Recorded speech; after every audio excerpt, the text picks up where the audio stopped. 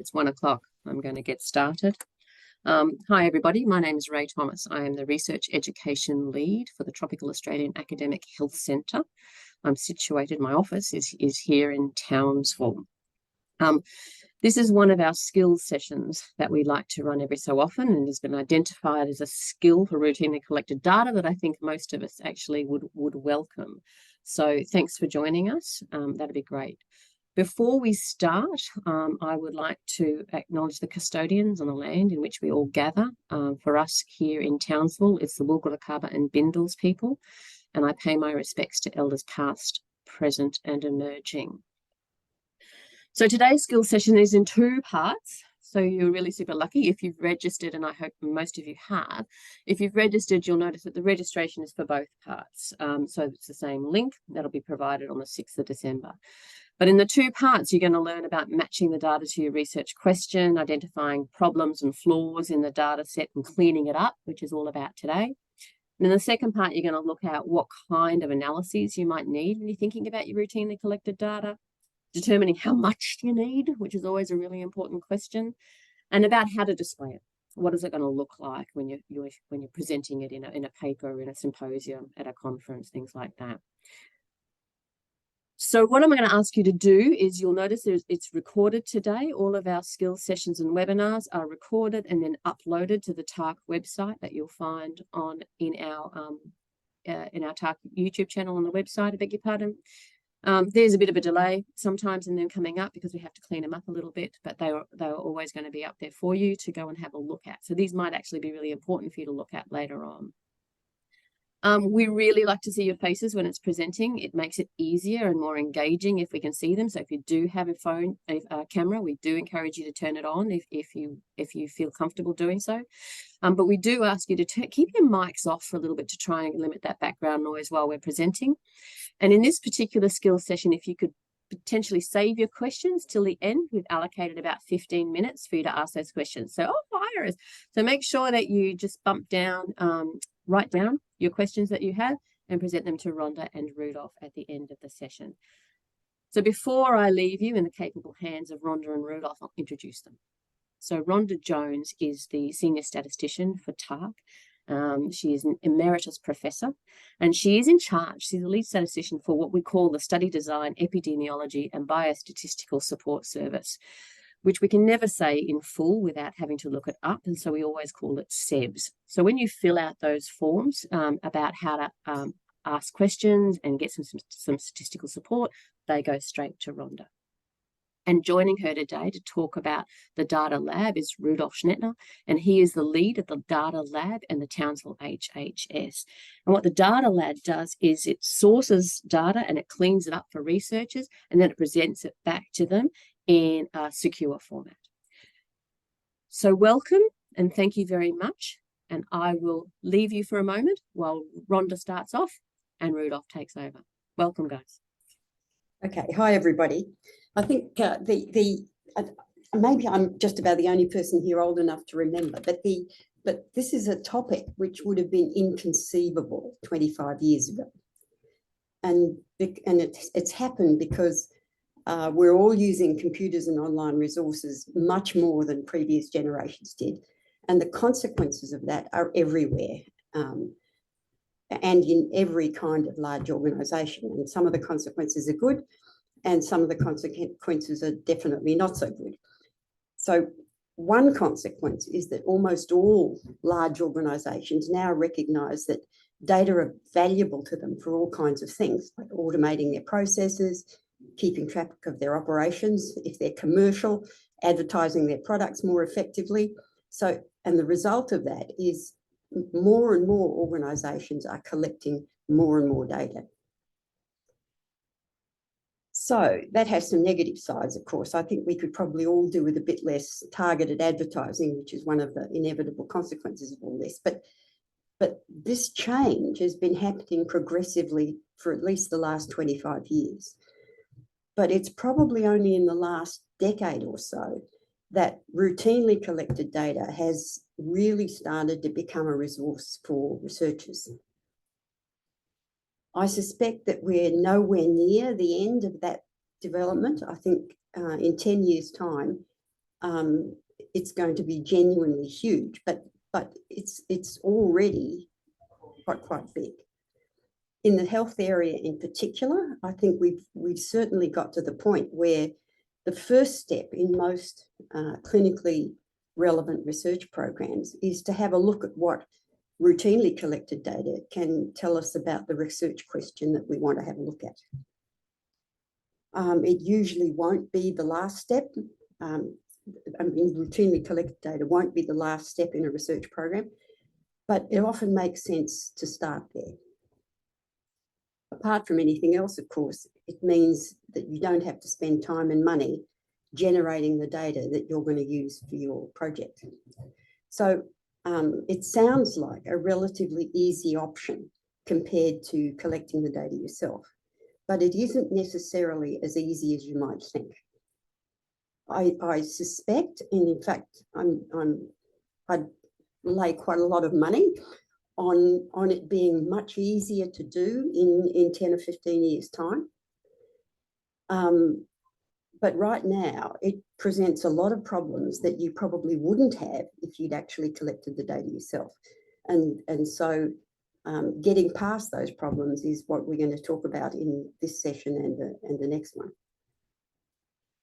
We aren't going to talk about what you need to do to actually obtain the data and the governance arrangements, because your organisation will have its own rules about procedures to do that.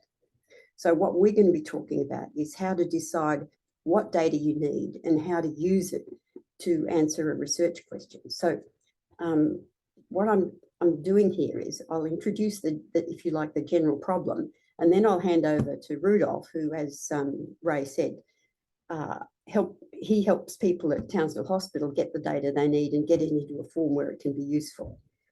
And right now, getting routinely collected data into a useful form is the biggest part of any project that uses that kind of data. And Rudolph's going to explain why it's so tricky.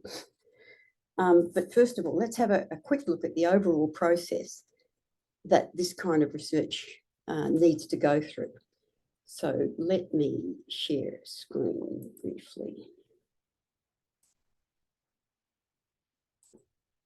So is that working? Okay. So the key steps here are, first of all, to get the data set right. And that's what we're going to talk about today. And that means matching the data that you're asking for to your research questions, identifying the problems with the data set, fixing them. And that's the block of things that we're going to look at mostly today. And then down the track, what kind of analyses you might need to do on that data, deciding whether you've got enough data, how to display, how to execute formal tests, and so on. So I'll talk a bit about this, the first point in this issue, matching the data you asked to your research question. And then Rudolph has something to say about that too. And at that point, I'll hand over to him. And by now, because of Rudolph probably knows as much about identifying and fixing problems with health-related data as anyone on the planet. So I'm quite looking forward to hearing what he's got to say about that. So, matching the data you asked for to your research question. The first thing is, of course, that you have to decide what your research question really is. It's critical that the data you ask for matches the question you want to ask. So the first issue is to be as clear as you can about what it is you want the data to tell you. So what does that mean in practice? So the process you might go through is to say, okay, in general terms, what is the question that you want to ask that the data is going to help you answer? Then, having asked that in general terms, think about what the variables might be that you can get from routinely collected data. And at that point, it's important to identify what are the variables that are going to be relevant to the question you want to ask. At that point, you want to re-express the question. In other words, how are you going to use those variables to ask the question you want to ask? Then the next thing is, and what are the essential variables? The next thing is, are there confounding variables? That means things that might influence the question you want to ask, but they're not what you want to know about. It's just they can change the answer. Are there multiple measurements or responses from the same subject? That's a complicating factor which is exceptionally common in health-related data, and you need to be careful about it. In particular, don't ask for pre-summarised data unless you have to. And then you need to think about how it's going to be structured for what you want to do with it. But initially, we'll just have a look at these first few. So, and I think probably the best way to make sure that that's clear is to use a simplified example. So suppose that your general question, suppose that you're a surgeon. I find it hard to imagine what being a surgeon might be like, but I know there are a lot of you out there, so yeah, imagine that you're one. And suppose your general question is about whether patients from rural or remote communities wait longer for your particular kind of surgery than people who are based near the hospital where the surgery is carried out. In other words, is there a geographic impact on waiting times? So we've got a general question. At that point, we need to think about if we're asking for data that a hospital routinely collects, what kind of variables are you going to have and that are directly relevant to that question? And notice I'm saying directly relevant. What could you not do without in order to answer that question in any form at all? So in general, you won't have wait times, but you will have times when things happen, dates when things happen. So you might have, for example, you might have the date that the person was referred to a specialist. You might have the date that specialist initially consulted them. You might have the date when the diagnosis occurred that indicated that surgery was going to be necessary. And you'll certainly have the date the surgery happened. And you'll probably have the patient's home address. Now, first of all, you've got these dates, but of course they're not what you want to ask a question about. You want to ask how long it takes. So what interval between those dates precisely is going to be interesting to you? And that's that might be the date of referral to the date of surgery. It might be the date that you got a diagnosis, that the patient got a diagnosis indicating that surgery was necessary to the date of the surgery, or it might be something else. But that's a clinical question, not a statistical one. You have to make the decision about what the interval is that you really want to ask a question about. In this case, maybe you might decide that you're interested in two intervals, the date of referral to the date of diagnosis and then the date of diagnosis to the date of surgery. And suddenly you've got essentially two questions rather than one. The other thing is that the hospital will certainly have in their data the location, if you like, of the patient's address. But it's not necessarily going to have in fact, almost certainly isn't going to have the distance that location is from the hospital. So there's multiple ways you could approach that. I mean, probably the easiest would be to classify the home address to one of the standard categories of remoteness, if you like. But if you really want distance from the hospital, that's going to require quite a bit of extra work on your part to get the distance of the postcode or the name of the town, if you like, or the location from the hospital. But suppose you decide to do that. At that point, you've got, you're committing to some extra work, and you've got essentially two questions that you're going to ask. Whether the average number of days between referral and diagnosis varies with distance from the hospital, and whether the average number of days between diagnosis and surgery varies with distance from the hospital. So that's the essential bit. Then the question is going to be, are there confounders? That means factors that might affect the variable you're trying to explain, which in this case is that interval, the length, the number of days. In this case, you're asking, are there confounders? Are there other variables which might affect the number of days in each of the two intervals that you're interested in? And again, that's a clinical question, not a statistical one. And you have to decide what they're going to be. In this case, there's likely to be a lot of them. So age, maybe, gender. Maybe you're interested in whether Indigenous people have a longer or shorter wait time, socioeconomic status, seriousness of the diagnosis, where the initial referral came from. I would guess that, for example, that if the person showed up in an emergency department and was referred for surgery from there, everything's going to happen a lot faster than if they started out with a GP. Any clinical measurements on that patient which might be relevant to how long that interval turned out to be. Excuse me. So again, as I said, the confounders that you need to take into account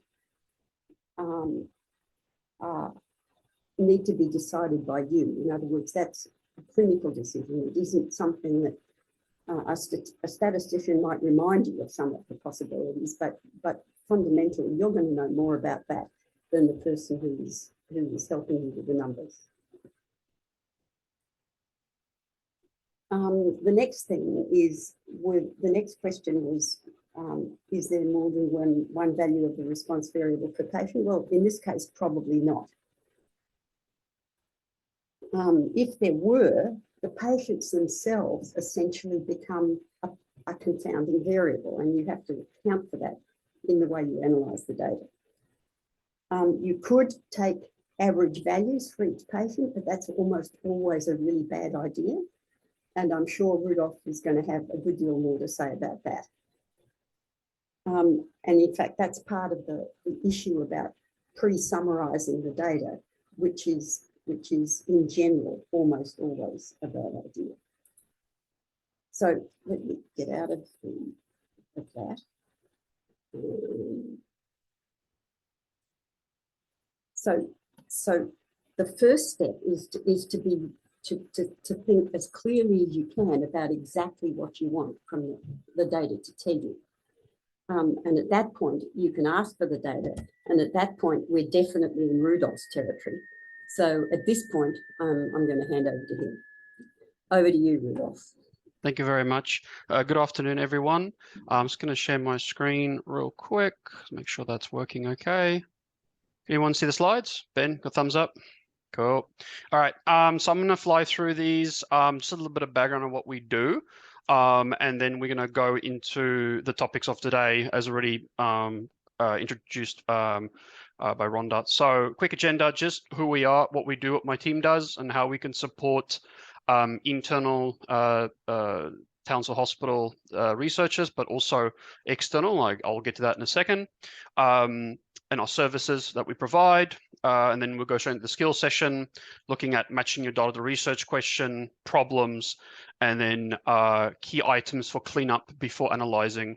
As a note, analyzing and statistical analysis is in the next session, so I'll be steering very clear from that today. So this is really that pre-work. So focusing on your protocol, what you're trying to achieve, making sure that your data management plan matches your question, aim, hypothesis, whatever you're doing, before you then start doing your actual data analysis, which will be the next session. And then lastly, just how to contact us and how to talk to us. Cool. So who are we? So the Research Data Laboratory is a capability established within Townsville University Hospital. Project started last year in August with a 4-year project duration, moving to BAU after that point. Our data extraction service, as Rona alluded to, started in February of this year. So we've only been active for a few months, but that's probably our key service. We provide data for our quality assurance projects and our authorized research projects. So who are we? So myself, Rudolf Schnettler, I'm the data laboratory lead. We've got Ben in the call. Ben is our research data analyst. Probably helps me a lot with the stats that we do and making sure the data is clean to our customers. We have a research data engineer starting on Monday. So we're very excited to have him on the team. Very technical. So getting the data out of our source systems, out of our routinely collected data sets into a manageable form to then provide that to our researchers. And our team is obviously supported by the Townsville Institute of Health Research Innovation, Clinical Information Services, and ICT. So our scope is any HREC approved research with a Townsville site-specific authority, so meaning that there is a resource in Townsville that's involved, or a Townsville lead on a quality assurance project. So it can be multi-site. There just has to be a Townsville lead. Assurance with multi-site's a bit strange, but yeah, usually it's single site. And then we also include external institutions. So we can support external institutions, be it JCU, for example, or another health service through contracting. So if there's a service that you like us to provide, that can be discussed. We're not specifically limited, but our biggest bulk is obviously the first two. Cool. So what do we do? So this is a quick overview. Basically 2 buckets for us is management administration, be it data engineering. So as I mentioned, getting data out of source systems, the governance of that data, ensuring that our resources are managed correctly, disaster recovery, auditing, and then the services we provide to our researchers is ensuring that the data is in a usable form, secure storage of that data, secure workspaces, so a place to work, be it in research or be it somewhere else in the hospital, making sure the data is available at that secure location, execute massive workloads on compute clusters, and also data interoperability. What that means specifically is moving data to systems like RedCap, or just having the data available for you in Excel through a query or whatever you might need. So we can also make it easier for you to get data into your platform, like for example, SPSS, making sure it's in there for ease of use. So we work with researchers on that as well. Key items, the data can be bring your own. So it doesn't mean it's routinely collected from our side. If you have authority and all the governance in place, you can bring it to us, like for example, through a contract, and we can host that data for you. So really do that for one project where we weren't the ones releasing or managing the data, releasing the data, but they brought their own from multiple sites and whatever else, and we manage that for them, including cybersecurity and ICT governance. And the big one is disaster recovery, being backups. So making sure you don't lose your research data. Our warehouse is a stepped rollout. So we're hitting certain collected data sets, be it IMR for integrated medical record, MetaVision for ICU, OSLab for pathology. We're slowly rolling it out. So we're not stopping until everything's in place. We're doing a stepped rollout. So over the next 4 years, we'll have more and more that we can access to. If we can't access it, we'll broker with the researcher. So the researcher might need to engage with it statewide, and we can have the discussion with the statewide services, for example. Archival, to meet your NHMRC requirements, we do that as well. We provide researcher tooling, SPSS, Excel, and RedCap probably being the bigger ones. And interoperability, like I said, we make sure that we deliver your data in a methodology that you can use it. So it doesn't have to be a flat file like Excel. We've even delivered a full database once. Whatever the researcher needs, and depending on the request and authority. Cool. And lastly, from the researcher's perspective, we can assist with statistics, data analytics. We can.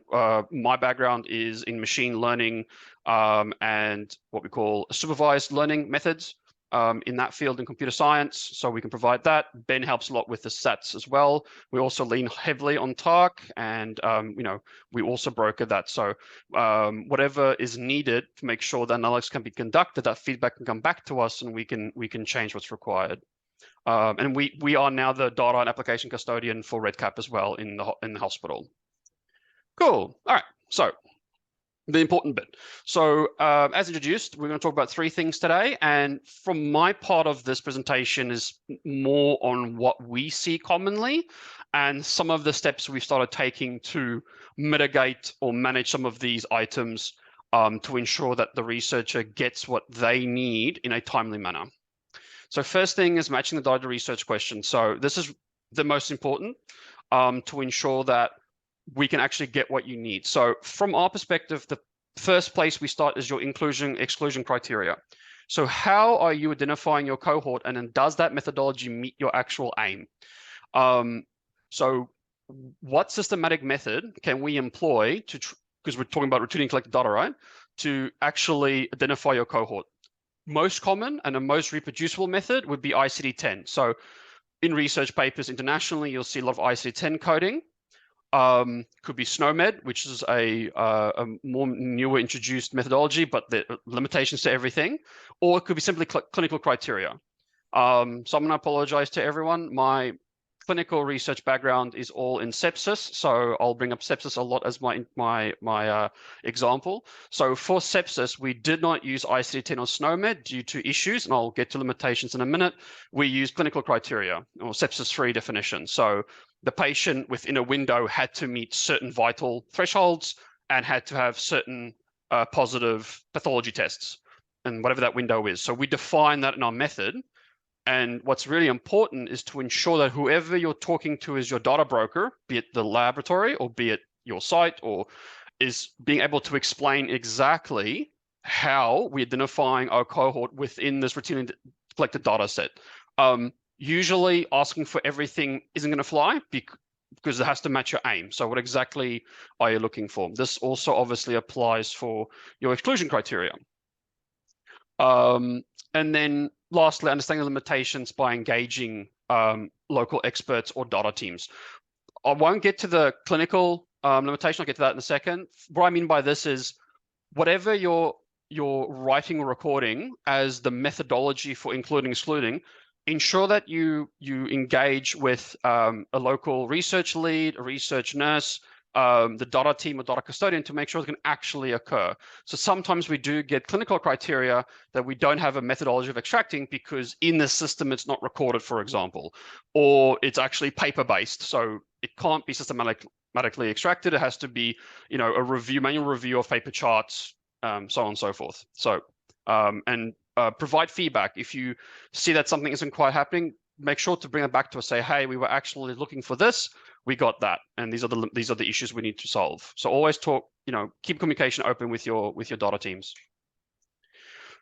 Okay, so features or what elements, and Rhonda also discussed this. Making sure that what you're actually extracting answers your question, but also ensure that you can also extract things like elements that might be confounders or any other information that helps with your paper, meaning, we can even extract for you demographics that gives you a better idea of the environment you're in. So when you explain your paper, this is North Queensland or this is Townsville, what else can the data provider give you to say, contextually, for example, we're doing something in ED, this is our cohort, and as a baseline, this is the total amount of, on average admissions we get. So, making sure that whatever we give you, you can actually then do your analysis and also give context in the paper as required. Biggest thing for us, is it available? Who was consulted? How did you consult them? And can we actually systematically extract that? If not, we don't say no. We will give you a list and it might be a manual review, but understanding, The earlier you can discuss that with us during your protocol, understanding the impact to you and your project team, that might take longer because we can deliver stuff, within days. But if it's a manual thing that you need to go do as a project team, then that will take months, right? Or years, depending on what you're doing. Okay. Lastly, making sure you understand your classification, you meet those needs. So I'm not going to harp on data governance because I know what this is for, but just making sure that you justify what you're extracting and what purpose to meet your needs and aims and hypothesis. So we have no issue releasing certain classifications of data, be it identifiable, de-identified, anonymized. It's just about justification. So if you need something to be a certain way, ask for it, and then we'll make sure that the right governance is in place and security and all that good stuff. All right. Okay. So how do we try to meet those requirements? As mentioned, in our request form that you'll see from us is inclusion, exclusion, data elements, and then the classification. So we try and hit those key targets, and we actually review this with your protocol and aims. If there's an actual issue, governance, for example, will tell you that we can't proceed. However, sometimes we'll also provide feedback saying, hey, there's no issue here, but have you thought of? You can also include, and then we can discuss that with the researcher. But this is how we approach to try and meet this problem of making sure we actually get what you need. All right? Okay.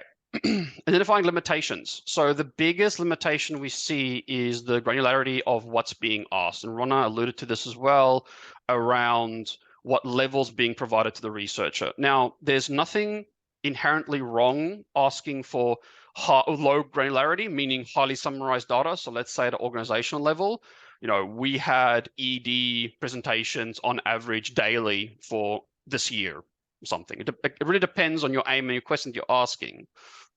From our perspective, what we do see is that to ensure that you can actually answer your research question, it's most likely you'll need a high granularity. We don't see a lot of low granularity, high level organizational statistics. We see a lot of, patient on admission had these meds applied at this hour. So then we can calculate, as Rhonda mentioned, okay, from admission to first drug applied time, how often the drug was applied, distance from first dose to second, making sure the frequency is actually being met, those type of auditing questions. If you ask for a high granularity, you can actually go deep into those questions and ask all of those very in-depth questions that you might outline your protocol. But again, it depends on what your aim is. We don't see a lot of low granularity, but what we do sometimes see for summarized data is to give context. So, in your protocol to us and your protocol, you'll say, yep, we want to know this cohort, their medications or their vitals, and we would also like to know in context how many surgeries do we perform on a month. So you can say, okay, this cohort is only X% of the total throughput, for example, and that's perfectly fine. But what's really important is to understand when you build your protocol to get your authority to make sure you can actually break that down and do the stats you need to do or the analytics you need to do to get your answer. And more commonly, I would recommend, can we get a high granularity for you? Especially if that's a systematic way that, for example, Ben and I can extract it for you. So we can go down to second events. So we can go every second, this was the, for example, ICU, these were the vitals that were extra, these were the vitals, right?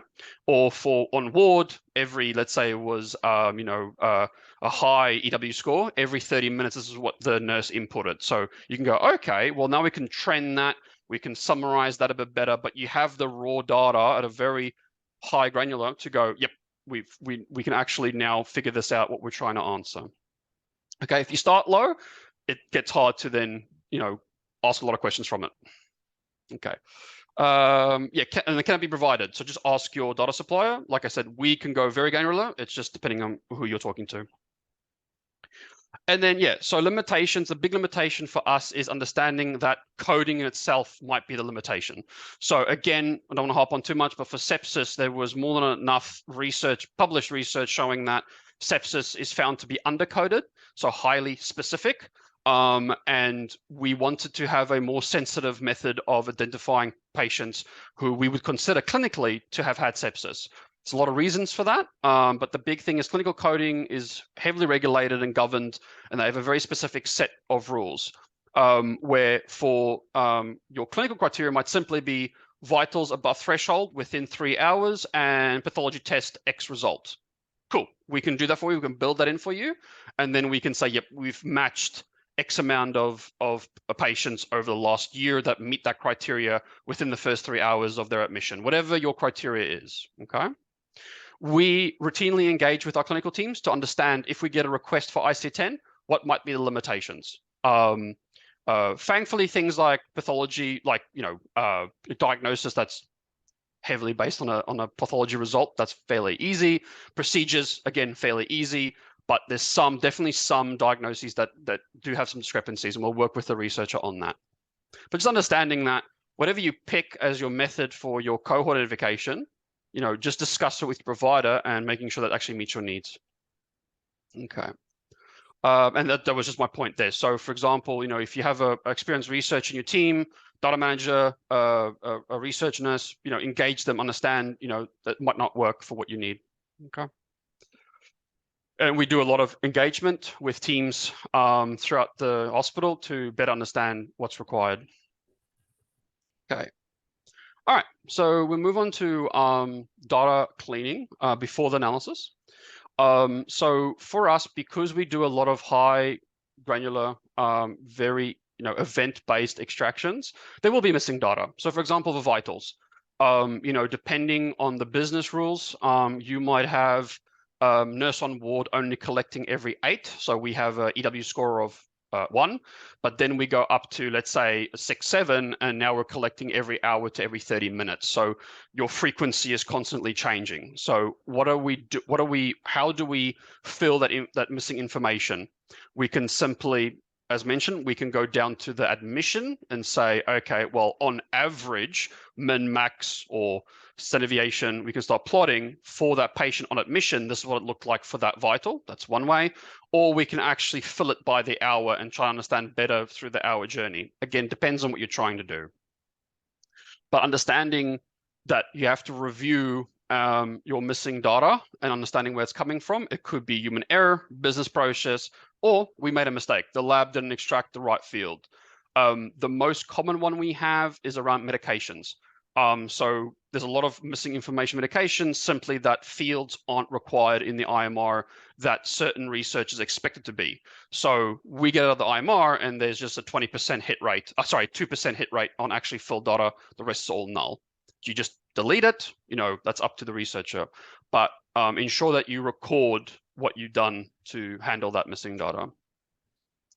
And then a lot of work that Ben and I do, and we consult Venkat a lot internally to better understand how to manage this, is how do we, how do we manage like data conversion, big one being categorical. So what we do with the lab a lot is we will map that for you. If it's a lot of categories, we'll then try and group it and then map it, meaning rather than having very specific groups, can we have a more general group?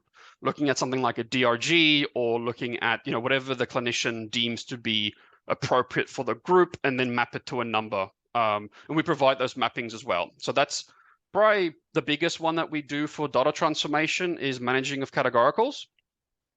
But we also do things like binning. So if you want to bin your age groups, rather than having very specific, a single line, we can say, okay, patient falls within a group. We do that map as well. So from, let's say, 31 to 30 to 35, we can map whatever else needs to be mapped as well. But the biggest one being, you have a procedure type, and there's like 5 subcategories. Can we use a major type? Can we use a primary type of, this was just a LAPRA, and that then includes 5 or 6 subcategories, and we map that to a 1. That would be one example of what we do quite often. And we always will send you the mapping that we did to ensure that the team understands what we've done with that. Lastly, for data transformations, handling duplicates. What we do see a lot is that we get feedback saying, hey, Rudolph, you've duplicated the data. but not understanding that it's event level. So yes, your admission will have duplicates because we're going medication 1, medication 2, medication 3, medication 4. So it'll be the same admission, same patient with the same sex, with the same, right? Because we've got 4, 5, or 6 medications. It's up to the researcher to go, okay, well, I only really want the first medication, or the last, or the average dosage, and then we can aggregate it. So we can provide you, as mentioned before, the granular data, but then how do you as a researcher then go, all right, how do I aggregate this to still answer my question? We can help with that, but we do see a lot of duplication come through, even though it just depends on what you've requested. I must say, on average, we talk about admission. So usually we will then talk to you directly and say, okay, for that admission, you've asked for certain observations. What would you like to see? And most of them we'll do min, max, mean, and then deviation, and then depending on what else they might need, and we give that all back to the researcher. So I'm just noting time. Data quality, for this one, this is very difficult, especially for retaining the collected data that is downstream, meaning like things that go to the state like floor. It's highly processed, it's been through a lot of hands, and how that then all the way goes back to what the person entered in the system, that gets lost. But what we focus on, and what I would recommend researchers focus on, is do you have the necessary access to actually do spot checks? So, you know, when you apply for your protocol, say, yep, we're going to ensure quality by, you know, engaging with the RDL to get data out, but we actually have access to the system just to do spot checks to make sure what we're seeing is coming through correctly. That helps us a lot because, you know, when we start doing, you know, very difficult or very large extractions, we can say, hey, we've pulled every vital for you. Can you please just check this month to see it's matching what you're expecting? So if you have in the protocol and in your authority that you're able to do that, I would highly recommend that you talk to us about that so we can help you with that quality check.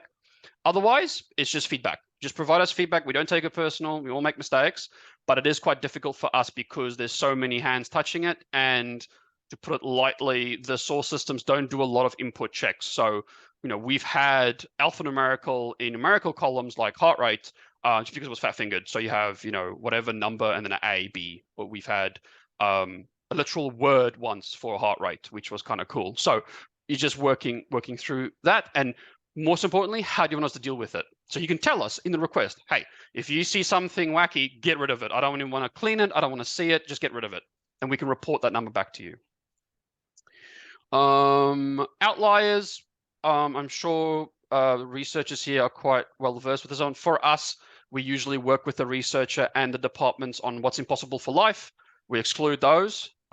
Anything inside, that's up to the researcher how they want to manage, you know, massive deviations, things like that. That's up to the researcher. But what I recommend is ensuring that you have the granularity to do this analysis, record what was the methodology for removing outliers, and then just putting that in your paper. And sorry, I keep saying report loss. So for us, we will report what we were removing. I would recommend everyone else report we're removing. For sepsis, we reported a 16% loss from our initial data set, just because a lot of trash. And that we just reported that in our paper. And report the common reasons. For us, the biggest one we see is a business process. It's just, we don't need to enter that. There's no need for it. We're not going to enter it. So it comes through as nothing. So if your question is pivotal on that piece of information that's not being recorded, what can we do about that? Is there something else we can get for you? And just document exactly what you're doing and put in your methodology or in data analysis is, we got this raw data set from the RDL or whoever, they did X, Y, and Z. So just to be clear, from us, we always provide you with an assumptions, which is our methodology and what we did. So how did we get our inclusion criteria if it wasn't specified? What did we do to aggregate? What did we do? What did we do? What we do? And then limitations, we always email as well. So in all of our templating, you'll see, you know, thank you for your request. It's now been added to your secure folder. Our assumptions, limitations of your request, be it we physically couldn't find this thing, it's in paper, good luck. And we'll always list that out. So you can just add that to, this is what we got from the data team. We did this to clean, fix, whatever, and that's all then can be added to your paper or report or whatever you're doing. Our contact details. So contact us at any time. Anyone can. We've got our email there, tsv.lab@health, or give us a call. Ben's always on the phone. He's right there right now, so you can give him a call right now if you want. And we're always happy to help. So, if we can't help, we'll start engaging people who can, and we will just go from there. But, we're really excited to help researchers do more work on big data and routinely collected data sets. That's like our primary object goal, if you will. So the more we can assist by getting data to you with less manual work from you to collect that data, the better. If we can start moving you to more systematic methodologies to extract and use, the less risk of losing, getting the wrong thing, so on and so forth. I think I'm right on time, so I'm going to go straight to the QA. Sorry for rushing a little bit, but I think, from our perspective, those are the big things that we see. I hope that helps. And, obviously contact us if you've got any further questions. Thank you.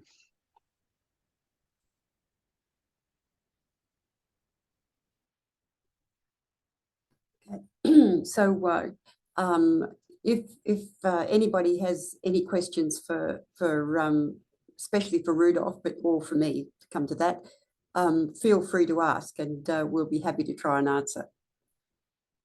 It helps if you can either do it in the chat or but on the whole, we'd rather you ask them directly.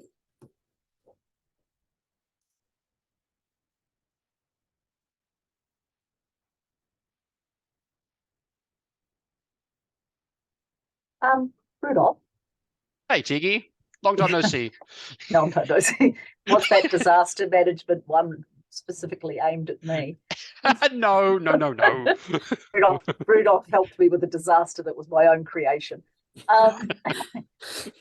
all had experiences like that. Bad one. Just a question, like when I'm filtering data for, because you wonderful people, send me the spreadsheet and I filter it and all that. Is there a place that I can go, for instance, for postcodes? Like we were talking about postcodes were problematic. And the comment was made about what the term rural and remote and regional was. Sure. Is there something that we define for Townsville? Because there is actually a thing that I'm doing with one of my grants, I guess you'd call it, that I'm looking at our local patients, the ones that are just outside of Townsville, and then the ones that are remote. So is there like a standard for that? I'm sure there's other researchers who can. Not Norway. Yeah, so other researchers can probably jump in. Ben I'll is take that for nodding you, like Rudolph. crazy. I think he's come across this before. Yeah, look at the modified Monash, Tiki. I can give you a postcode to Monash scale as well. So that's our default. Yeah. So it looks at how populations are distributed against access to health workforce. That would be extremely helpful. Thank you. Yeah. Thank you very much. You can just Google modified Monash and it'll give you a whole heap of background. But if you want to, I can flick you an Excel spreadsheet as well if you like. Yeah. Okay. Is that pleading enough? Thank you. Thank you very much. That would be very helpful for it. Yeah. So we have a mapping. Yep. Sorry. No, it's just we're looking at how many patients from the cardiac surgery perspective we see that are deemed local, regional. I don't even know what the other one, remote, I guess would be. Yeah, there's a remote. Yep. And then we're looking at the First Nations population of that amount of, and if I can have those statistics, that actually helps when I present why we're doing this. Yep. So we can. So our default is modified Monash, and we have mapping built in when requests come to us. So we can provide you with the raw postcode and then the MMM mapping. Sometimes there's a data linkage issue where, but we usually work it through with the researcher to fix it. So that's our default. But like I said before, if you as a researcher come to us with a custom mapping, then in your paper you can mention all three. You can say, okay, we've looked at postcode, we've mapped it to modified Monash, which is publicly published methodology. and we've also done this custom thing and just list how it was done, and we can just do that for you as well. So we have done one custom thing. That was a very specific question. As a default, we use modified Monash. Yeah. Okay, because because part of my other job is data entry for the CTS database, which is the big one for Cardigan, and that has suburb and postcode. I have to enter those in for every patient, and so I have that. I just don't know how To turn it into something useful. Yes. Yeah. Yep. This would be useful for you, Tiki. Thank you very much.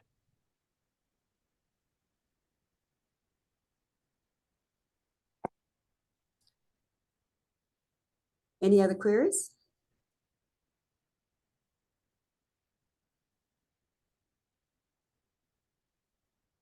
Sounds pretty quiet out there.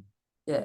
If not, I'd like to thank Rudolph for that. I mean, I think that was a very in-depth dive into the whole world of data management. Oh, hang on, there's a Ben Cat's waving. Oh no, he's not. He's clapping. I'm clapping too. So thanks very much, Rudolph, and thanks everybody for attending. And I'll wish you well in your research projects and your use of routinely collected data in the future. Thank you, everybody. Thank you. Thank you very much. Have a great day, everyone. Bye. Bye, everyone. Bye.